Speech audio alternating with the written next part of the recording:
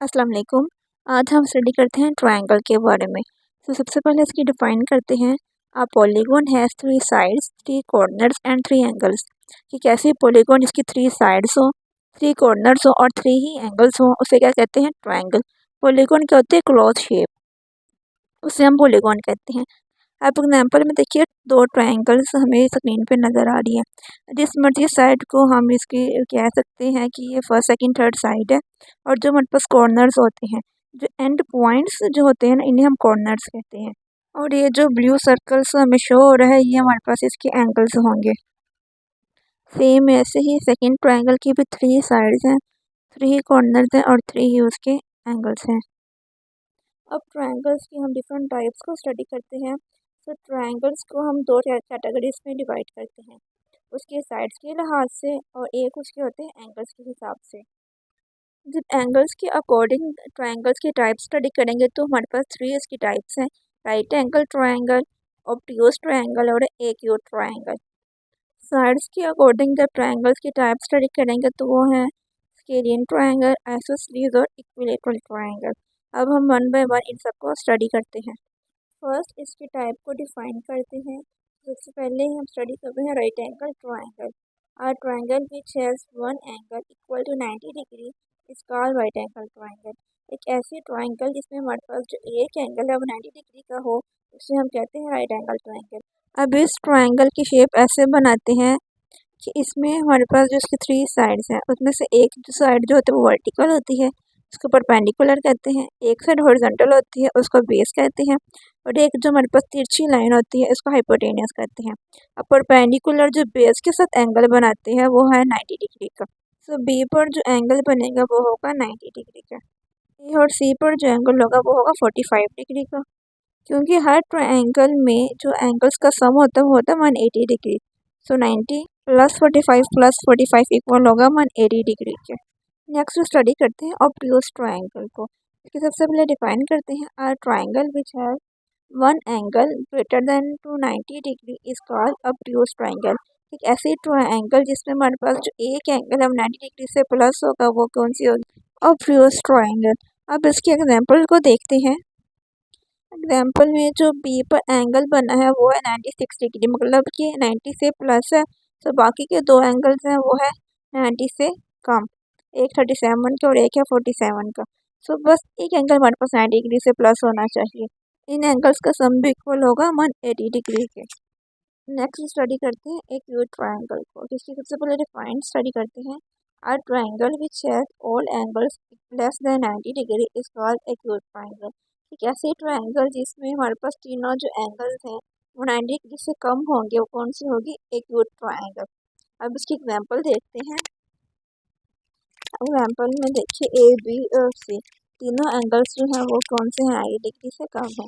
But in angles का भी sum equal किसकी होगा? 180 डिग्री के। अब हम स्टडी करते हैं types of triangle relevant to sides. तो सबसे पहले हम स्टडी करें स्केलिंग ट्रायंगल को। Are triangle which has all three sides are not equal in length and all three angles are not equal is called scaling triangle.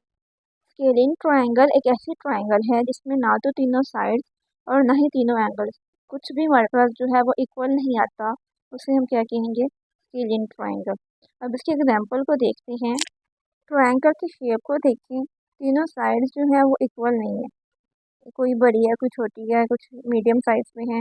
और जो तीनों angles हैं वो भी क्या है? इक्वल नहीं है।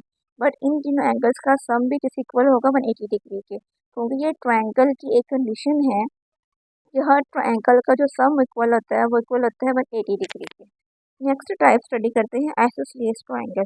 Are triangle which has all two sides are equal in length.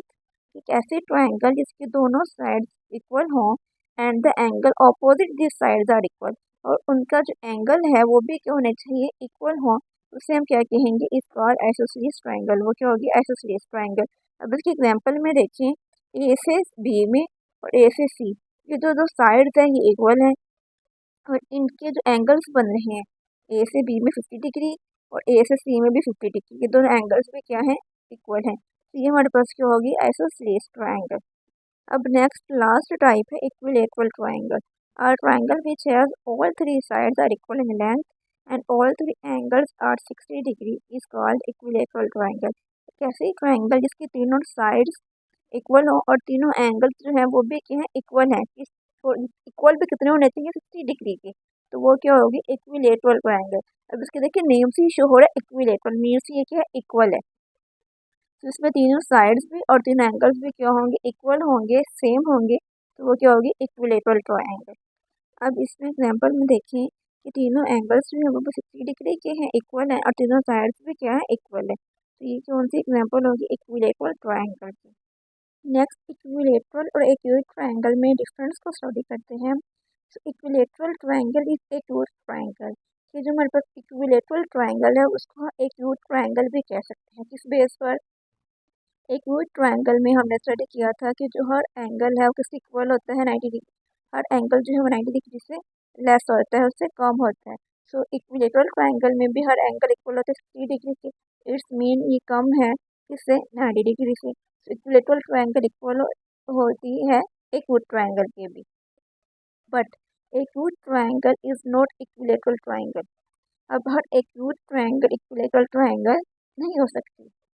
क्यों? क्योंकि एक्यूट ट्राइंगल में एंगल 90 डिग्री से कम होना चाहिए ना। अब 90 से कम चाहे वो 45 डिग्री का है, 30 डिग्री का है, 56 डिग्री का है या 74 का है, इससे हमें कोई भी लेना देना नहीं है। बट वो 90 से कम होगी तो एक्यूट ट्राइंगल होगी। सो हर जो हमारे पास इक्विलेटरल ट्राइंगल है वो एक्यूट ट्राइंगल हो सकती है, क्योंकि उसमें एंगल 60 डिग्री ही होता है इक्विलेटरल ट्राइंगल में। सो वो एक्यूट ट्राइंगल की कंडीशन को फुलफिल कर रही है। बट एक्यूट ट्राइंगल के लिए कि एंगल्स जो हैं वो 90 डिग्री से कम, इसके अलावा हमारे पास कोई भी कंडीशन नहीं है। सो एक्यूट ट्राइंगल ज़रूरी नहीं कि इक्विलेटरल हो, but equilateral triangle acute triangle हो सकती है। तो इस डिफरेंस को आपने अच्छे से अंडरस्टैंड करना है। अब इन दोनों ट्राइंगल्स में से आपने बताना है कि एक्यूट कौन सी है और एक्यूट और इक्विलेटरल कौन से। कमेंट सेक्शन में मुझे ज़रूर बताएं। होपफुली ये लेक्चर आपको अच्छे से समझ आ गया होगा। टेक केयर एंड अल्लाह हाफिज़। Thank you for watching me.